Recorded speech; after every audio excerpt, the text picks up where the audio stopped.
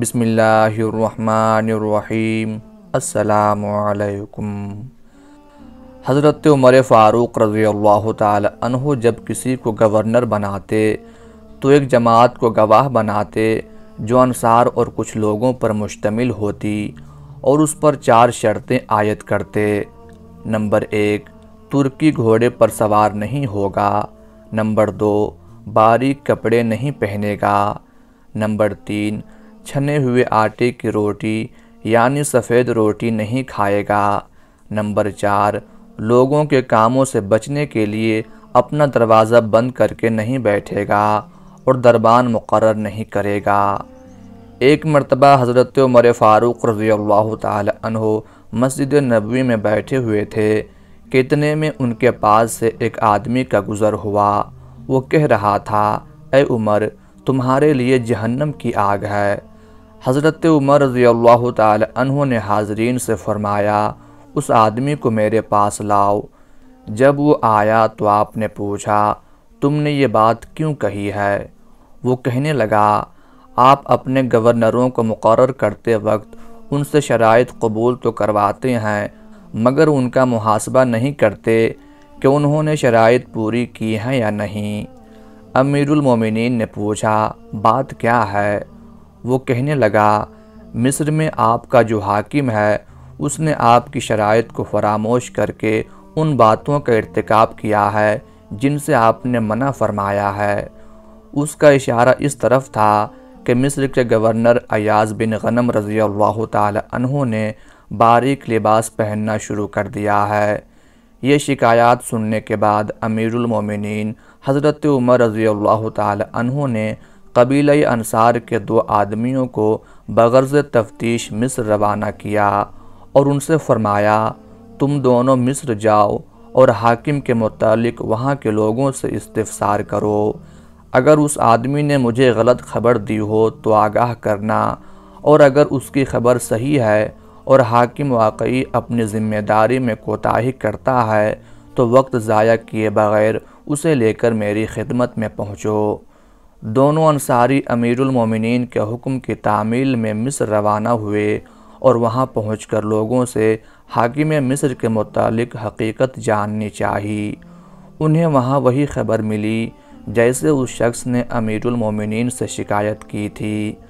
چنانچہ ان دونوں نے حاکم کے گھر پر پہنچ کر دروازے پر دستک دی اور اندر آنے کی اجازت طلب کی۔ دربان نے جواب دیا، آج حاکم سے ملنے کی اجازت نہیں ہے۔ دونوں انصاریوں نے کہا، حاکم کو ہمارے سامنے ضرور نکلنا پڑے گا ورنہ ہم ابھی اس کا دروازہ جلا دیں گے۔ اتنے میں ایک انصاری جلدی سے آگ کا شعلہ بھی لے کر آ گیا۔ دربان اندر داخل ہوا اور حاکم مصر کو اس کی خبر دی۔ حاکم گھر سے باہر نکلا تو ان دونوں نے کہا، ہم امیر المومنین کا پیغام لے کر آئے ہیں، تمہیں ہمارے ساتھ چلنا ہوگا۔ حاکم نے کہا، میری ایک ضرورت ہے، تھوڑی دیر کے لیے مہلت دو تاکہ تیاری کر لوں۔ انہوں نے کہا، امیر المومنین نے ہمیں حکم دیا ہے کہ تمہیں ایک پل کی بھی مہلت نہ دی جائے۔ جب وہ دونوں حاکم مصر کو لے کر مدینہ منورہ حضرت عمر رضی اللہ تعالی عنہ کی خدمت میں پہنچے تو اس نے سلام کیا مگر امیر المومنین نے اسے نہیں پہچانا کیونکہ اس کی حیات پہلے سے بہت بدل چکی تھی۔ وہ مصر کا حاکم بن کر جانے سے قبل گندمی رنگ کا انسان تھا مگر جب مصر کی سرسبز و شادابی اس کو راس آئی تو وہ گورا چٹا اور بھاری بھرکم انسان بن چکا تھا۔ اس لیے امیر المومنین نے تعجب سے پوچھا، تم کون ہو؟ اس نے عرض کیا، میں ایاز بن غنم ہوں جس کو آپ نے مصر کا حاکم مقرر کیا تھا۔ امیر المومنین نے فرمایا، تیرا ناس ہو، جس بات سے تجھے منع کیا گیا تھا اس کو تو نے گلے لگا لیا مگر جس بات کا حکم دیا تھا اس کو فراموش کر بیٹھا۔ حضرت عمر رضی اللہ تعالی عنہ نے ایاز بن غنم رضی اللہ تعالی عنہ سے فرمایا کہ اچھا، اب تجھے لوگوں پر حکمرانی کا شوق آ گیا ہے، تم نے حکمرانی کو لذت کا ذریعہ بنا لیا ہے۔ فرمایا کہ جناب گورنر، یہ کرتا اتاریں اور بکری کے بالوں کا بنا ہوا جبہ پہنے آپ کے ذمے ایک نئی ڈیوٹی لگائی جاتی ہے کہ آج کے بعد آپ بیت المال کی بکریاں چرایا کریں گے۔ پھر امیر المومنین نے بکری کے بالوں سے بنا ہوا لباس، ایک لاٹھی اور صدقے میں آئی ہوئی 300 بکریاں منگوائیں اور فرمایا، یہ لباس زیب تن کرو، میں نے تمہارے باپ کو اس سے بھی ردی لباس پہنے ہوئے دیکھا، یہ لاٹھی اٹھاؤ جو تمہارے باپ کی لاٹھی سے کہیں بہتر ہے اور فلاں چراگاہ میں جا کر ان بکریوں کو چراؤ۔ اس وقت سخت گرمی کا زمانہ تھا۔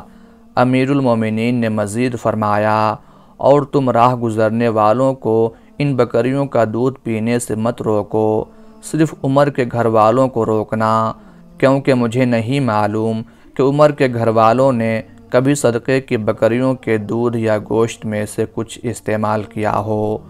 چنانچہ 6 مہینے تک ایاز بن غنم رضی اللہ تعالی عنہ نے ننگے بدن پر بکری کے بالوں کا جبہ پہن کر بیت المال کی 300 بکریاں چرائیں۔ 6 مہینے گزرنے کے بعد حضرت عمر رضی اللہ تعالی عنہ نے بلا کر پوچھا کہ جناب کچھ مزاج ٹھکانے آئے ہیں؟ اس نے کہا جی ہاں۔ پھر وہ فوراً زمین پر گر گیا اور کہنے لگا، اے امیر المومنین، یہ کام مجھ سے نہیں ہو سکتا، چاہے آپ میری گردن اڑا دیں۔ امیر المومنین نے فرمایا، اگر میں نے تمہیں گزشتہ منصب پر بحال کر دیا تو پھر تم کس طرح کے آدمی ہوگے؟ وہ کہنے لگا، اللہ کی قسم، اب اس کے بعد آپ کو وہی خبر پہنچے گی جو آپ پسند کریں گے۔ پھر امیر المومنین نے ایاز بن غنم رضی اللہ تعالی عنہ کو ان کے سابقہ عہدے پر فائز کر دیا۔ چنانچہ اس کے بعد وہ مصر کا ایک مثالی حاکم ہو گیا اور اپنی ذمہ داریاں خوف و تقوی اور اخلاص و للہیت کے ساتھ انجام دینے لگے۔